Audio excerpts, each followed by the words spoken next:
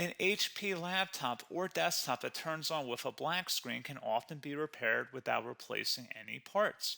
We will fix common boot problems, restore Windows system files, run advanced recovery tools, and walk through proven solutions that get your computer back up and running.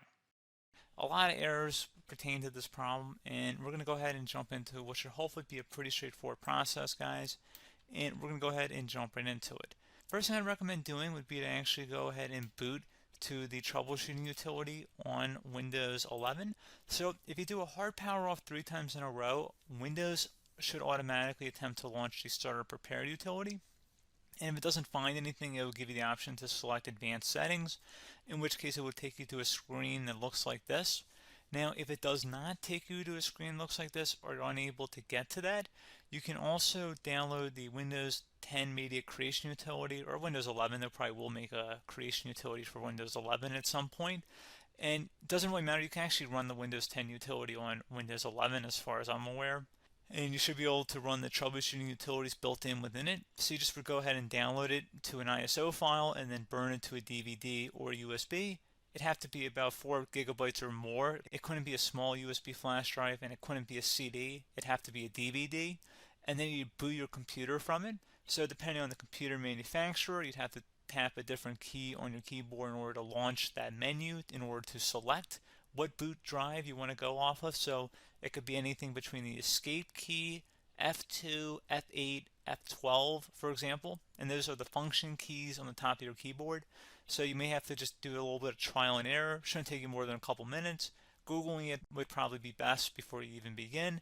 But anyway, we're ready to go ahead and jump right into it. So we're on the choose an option page. So these will look very similar whether you're booting from it directly within Windows itself, or if you're plugged in a USB flash drive with the media creation utility installed and you selected the recovery option. So when you are setting up your Windows 11 installation or Windows 10, depending on the drive you're using, there should be an option to repair your computer in the bottom left corner of the dialog window, one of the first screens that comes up. You go ahead and select that, and then it would take you to a troubleshooting screen like you see here. And you want to go ahead and select troubleshoot, reset your PC, or see advanced options. And then there are going to be a whole bunch of options in here that we're going to explore in today's video. The first one, we're going to actually go underneath advanced options, and then select startup prepare, fix problems that keep Windows from loading. So go ahead and select that first.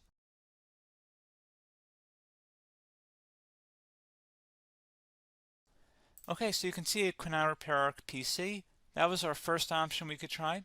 Something else, if we go back into advanced options here, and then select troubleshoot, we're going to go underneath advanced options again. You can go ahead and actually access safe mode by selecting startup settings. And then if you select the restart button, you have the option on the screen, select safe mode with networking, which will give you a key on the screen. It'll tell you which key to press to enter that. I believe it's the F7 key. It'll do that for you. I'm not going to go over that in today's tutorial because I don't really want to go into safe mode, but you're more than welcome to attempt that by going into here and then selecting restart. Again, it'll launch another screen. It'll say what key do you want to press, and it'll give you like 7 or 8 different options, and you want to select safe mode with networking. There's also an option for a command prompt too, but that's going to be something we're going to cover later in this video, and we don't even have to go through that in order to access it. So that's why I'm not going to really push for that, because unless you know exactly what's causing the problem, you probably don't need to go into safe mode. Unless you're trying to recover files, in which case then you definitely can go into safe mode, but we're trying to actually recover our computer here. So I hope that makes sense. Something else we can also try here as well would be to uninstall updates, remove recently installed quality or feature updates from Windows. So if you go ahead and select that, you can uninstall the latest quality updates, which generally is the more day-to-day updates. Feature updates are the less regularly released ones, like the big ones. I would equate it to service packs in like Windows 7 and Windows Vista and Windows XP. So larger updates that occur once or twice a year at most. And the quality updates are more just a regular update. So probably obviously depend, it'll take longer if you're going to try and uninstall the latest feature update versus quality update. And maybe you don't need to go back that far. So just giving you guys a couple of pointers with that. Something else you can also look at here, and we're going to jump into the command prompt in a little bit, but you can select System Restore, which will use a restore point recorded on your PC to restore Windows. And this is something I would highly recommend here, guys. So select Next. Assuming you have a restore point saved on your computer, you go ahead and select the most recently created one, and you'll select next, and then you'll select the drive. You shouldn't actually have to select the drive. You can scan for affected programs, but we're going to keep it all default here, and then we're going to select finish. So once started, system restore cannot be interrupted. Do you want to continue? I think we're going to select yes. I don't think we have anything better to do on our computer right now, so just give it a moment here to initialize. It will take a couple minutes to run, obviously depending on how large your hard drive is and how much is saved on the system restore point. So just give it a couple minutes here.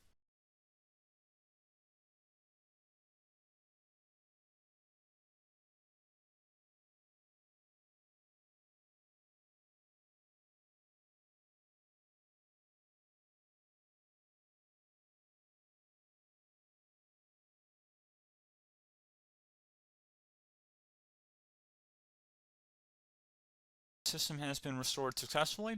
We're going to go over a couple different methods in addition to that if that did not work. So I'm just going to pause the video and we're going to start back on the recovery screen that we started with. Okay, so a couple other things we can try here too. If you go back into Troubleshoot, you can select Reset Your PC, while you choose to keep or remove your personal files and then reinstalls Windows. You can select to keep my files, which will remove apps and settings but keeps your personal files. You can also select Remove Everything, which will remove all of your personal files, apps, and settings. So this is more of a factory reset, the second option here. First option, it should not delete all of your personal files. However, it will pretty much clear most of your programs. And keep in mind, there's no guarantee that your information, number one, is even still available and easily recoverable on your computer to the point that you actually would be able to recover anything. And the second point is that there's always a chance that it won't actually recover and it will just do a factory reset anyway. So there's no guarantee that actually would keep your files anyway. So I would recommend trying to get a recovery tool and backing that up first before selecting it anyway. But again, those are a couple different options. And then something else you can try here if you go back to the choose an option. Another option, if you go underneath choose an option and select troubleshoot, advanced options, and now select where it says command prompt. Okay, so the first thing we should do is type our main hard drive here. In most cases, it should be the C drive. So you just do a C colon and then hit enter on your keyboard. So once you're underneath the C drive, we're going to type in dir and then hit enter on your keyboard. It should have program files, users, and Windows all in there. That's how you know you're in the right directory.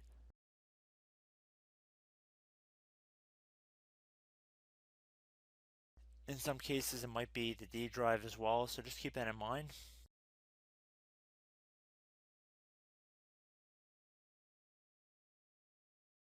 Next thing we're going to do is type in cd space / Windows / system32 / config, and then you're going to hit enter on your keyboard.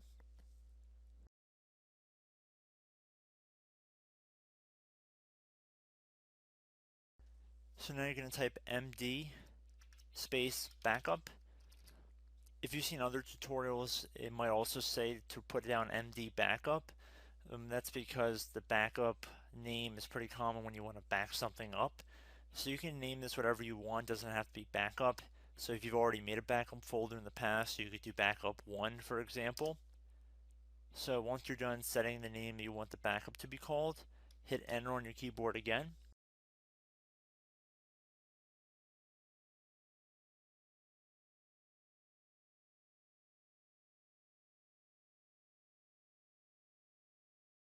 At this point you want to type copy, C-O-P-Y, space, then you want to do the star symbol above the 8 key, then do a period or a dot, whatever you want to call it, then another star sign, and then another space, and then type backup, and then hit enter on your keyboard.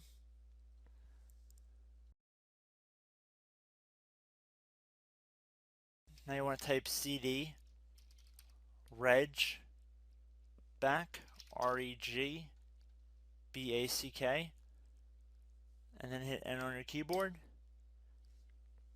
So now that we are under the reg back, so now you want to type dir again, and then hit enter.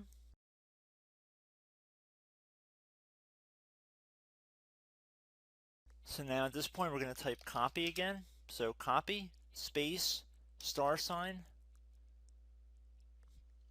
dot, another star sign, space, and then 2 dots. So we're going to type copy, space, star sign, dot, sign, star sign, dot, dot, and then hit enter on your keyboard again. So for overwrite, you want to overwrite all. So type A on your keyboard, so capital A, and then hit enter on your keyboard.